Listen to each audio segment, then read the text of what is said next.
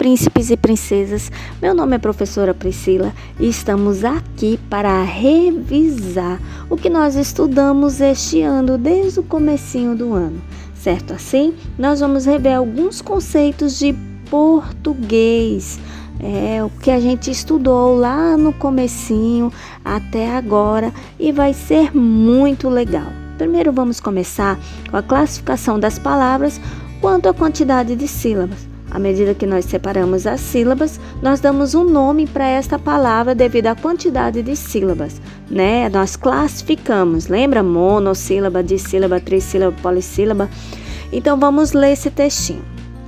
Amizade sincera. Ingredientes: uma colher de chá de companheirismo, 2 xícaras e meia de amor e carinho, uma pitada de boas risadas, um copo grande de brincadeiras divertidas. E o modo de preparo: coloque todos os ingredientes no liquidificador, bata por 1 minuto, sirva em 2 canecas com muita alegria.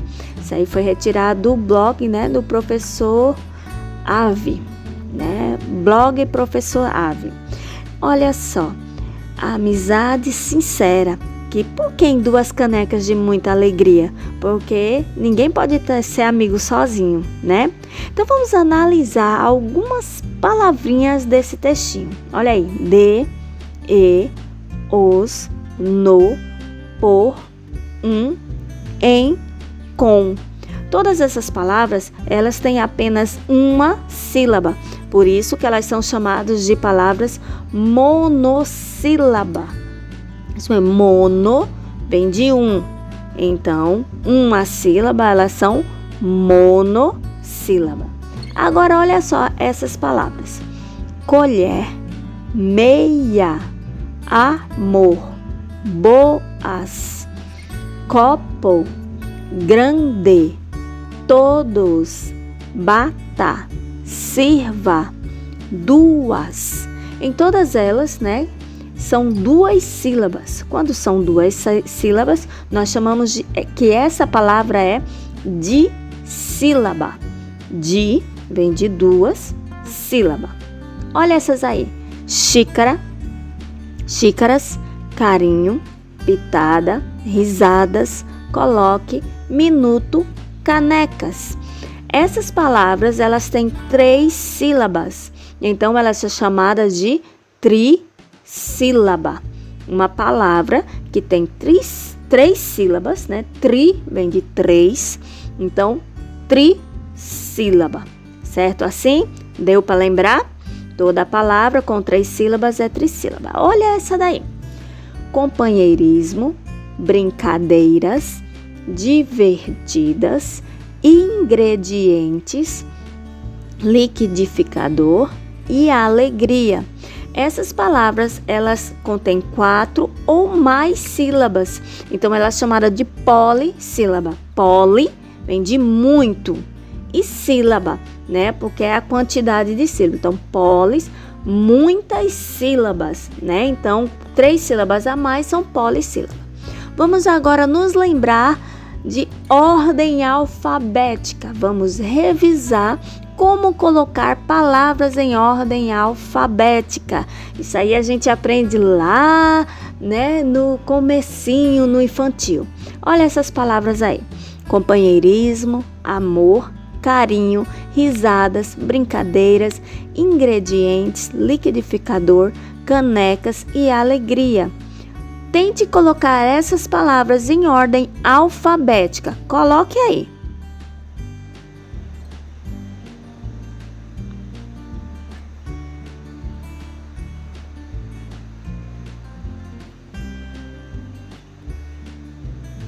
Isso mesmo, parabéns! Olha aí a palavra em ordem alfabética: A, B, C, L, I, R. Alegria e amor. Quando as 2 primeiras letras são iguais, nós olhamos a segunda. Canecas e carinhos. As 2 primeiras letras são iguais, olhamos a terceira. Isso mesmo. Alegria, amor, brincadeiras, canecas, carinho, companheirismo, liquidificador, ingredientes e risadas. Lembrou? Isso mesmo. Isso é colocar as palavras em ordem alfabética. Você está de parabéns!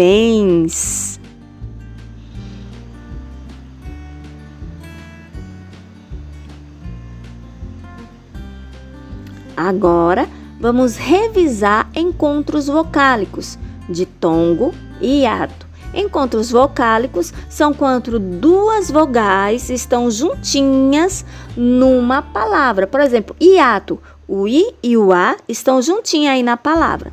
Olha só, olha essa primeira fila de palavras. Ingredientes, alegria, meias, boas, duas. Em todas elas tem encontro vocálico, mas elas estão em sílabas separadas. As duas vogaizinhas estão em sílabas separadas, então elas são hiato. Olha, companheirismo, brincadeiras e meias. Também tem encontro vocálico, mas as duas vogaizinhas, quando eu separo as sílabas, elas ficam na mesma sílaba. Então elas são ditongo. Lembrou? Vogais em sílabas separadas, na palavra elas estão juntinhas, mas quando eu separo as elas estão separadas, são hiatos. Se elas continuam juntinhas, são ditongos. Agora vamos revisar os sons da consoante S. O S, ele pode produzir dois sons, sa ou zá, sé ou zé. Vamos ver. O S, né, com som de S, sa, sé, si, só, su, ele aparece no início da palavra e sirva. Ele aparece no meio da palavra quando ele está entre uma consoante e uma vogal, então cansado. E ele está, quando está entre duas vogais, então ele aparece duas vezes, né? Dois S, professor. Se ele estiver entre duas vogais e tiver só um S, ele vai ter o som de Z, isso mesmo. O S, no meio da palavra, entre duas vogais, ele tem o som de Z. Para ele ter o som de S, ele tem que ter dois S's. Isso mesmo. Agora vamos lembrar M antes de P e B. Som nasal, som pelo nariz. Isso mesmo. Então vamos lá? Vamos ver como nós observamos isso. Olha essas palavras aí. Grande, brincadeiras e ingredientes. In. Mas como eu sei que esse é com N, porque a consoante da frente não é P e nem é B. Olha aí, companheirismo e combate. Como é que eu sei que é M? Porque em companheirismo, a letrinha da frente é P. Combate, a letrinha da frente é B. Se for P ou B, vai ser M. Se for qualquer outra consoante, vai ser N. E quando for só no final da palavra, com, trem, porém, também, então termina com M. Agora vamos revisar substantivo próprio e comum. Você lembra? O que é substantivo próprio? O que é substantivo comum? Nós sabemos que para iniciar frases, nós iniciamos sempre com letra maiúscula. Vamos ler essa poesia. As meninas. Arabella abria a janela, Carolina abria a cortina e Maria olhava e sorria. Bom dia. Arabella foi sempre a mais bela, Carolina a mais sábia menina e Maria apenas sorria. Bom dia. Pensaremos em cada menina que vivia naquela janela, uma que se chamava Arabella, outra que se chamava Carolina. Mas a nossa profunda saudade é Maria, Maria, Maria, que dizia com voz de amizade, bom dia. Essa poesia é de Cecília Meirelles. Agora vamos olhar esses nomes. Arabella, Carolina, Maria, Calumbi, Salgada, Brasil. Eles são substantivos próprios, então eles têm que começar com letra maiúscula. Meninas, cidade, país, professora, cachorro, janela, cortina.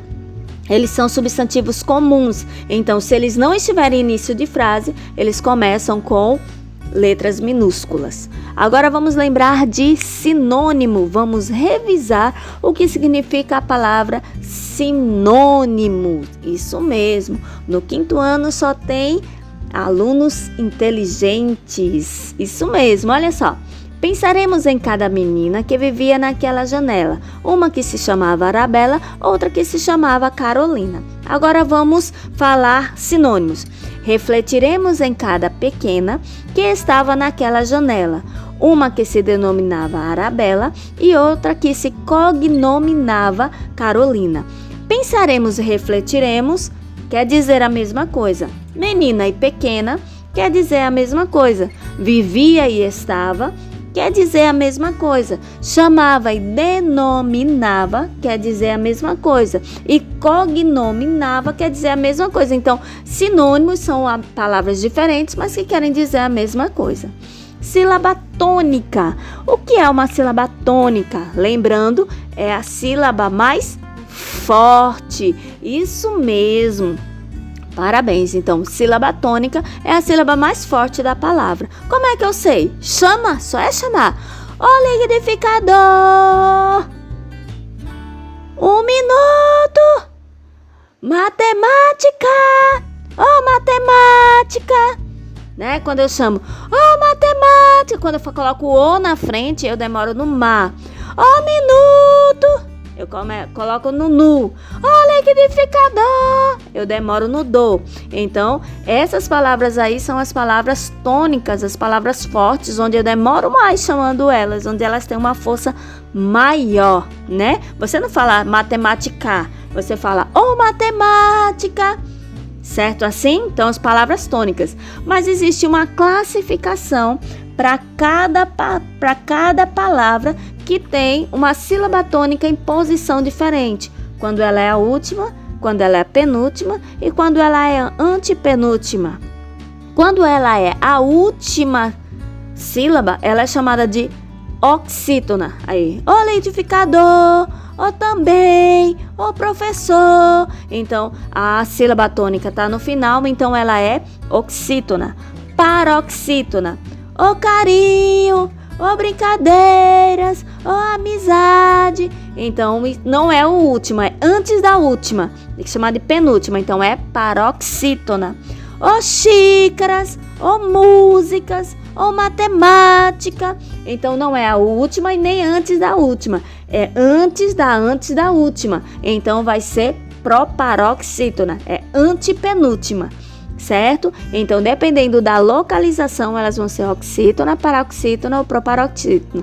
Última sílaba tônica, oxítona. Penúltima sílaba tônica, paroxítona. Antepenúltima sílaba tônica, então proparoxítona. Como é que eu sei? Só é chamar. Vamos lembrar agora a acentuação gráfica. O que é acentuação gráfica? Esses tracinhos que ficam em cima das palavras, né? Tem um acento agudo e tem um acento circunflexo. O acento agudo, além de dar força à palavra, no E e no O, ele abre o som, né? Olha aí. Água, réptil, íngreme, dominó, viúva, né? O O e o E, né? Ele não fala réptil, a gente fala réptil, porque o acento agudo ele abre o som do E. Você não fala dominou, você fala dominó, porque o acento agudo abre o som do O. E o circunflexo? Câncer, têxtil, metrô, ônibus e acadêmico. Ele fecha o som do E e do O, né? Não tem acento circunflexo no I e no U, né? Na palavra portuguesa não, só A, E e O. Certo assim? E plural? Plural é quando eu falo de algo que é mais de um. Cuidado, nem todas as palavras que terminam com S são plural. Ela só vai ser plural se ela representar mais de um. Certo assim? Olha aí. Copo, copos, mais de um copo. Xícara, xícaras, mais de uma xícara. Liquidificador, liquidificadores, mais que um liquidificador. Amor, amores, mais que um amor. Certo assim? Então, o plural, ele representa mais que uma palavra, mais que uma quantidade, certo? Então, lembrando, nem toda palavra que tem S é plural. Diminutivo é quando eu falo de coisas pequenas, né? Nem tudo que tem um é diminutivo. Só vai ser diminutivo se eu falar de alguma coisa pequena. Por exemplo, vizinho. Vizinho tem "-io", mas não é diminutivo. Olha o que é diminutivo, ó. Copo, copinho. Xícara, xicrazinha. Liquidificador, liquidificadorzinho. Amor, amorzinho. Quando eu falo de uma coisa pequena, certo? Aí sim é um diminutivo. Geralmente eles vão terminar com "inho", com "inha", mas nem sempre, né? Por exemplo, casa, casebre, né? Então, nem sempre termina com "inho", com "inha", mas nem todos que têm "inho" ou "inha" é diminutivo. Olha só, em Salmo 119, 99 e 100, diz uma coisa maravilhosa. Tenho mais entendimento do que todos os meus mestres, porque medito nos teus testemunhos. Sou mais prudente do que os velhos, porque guardo os teus preceitos.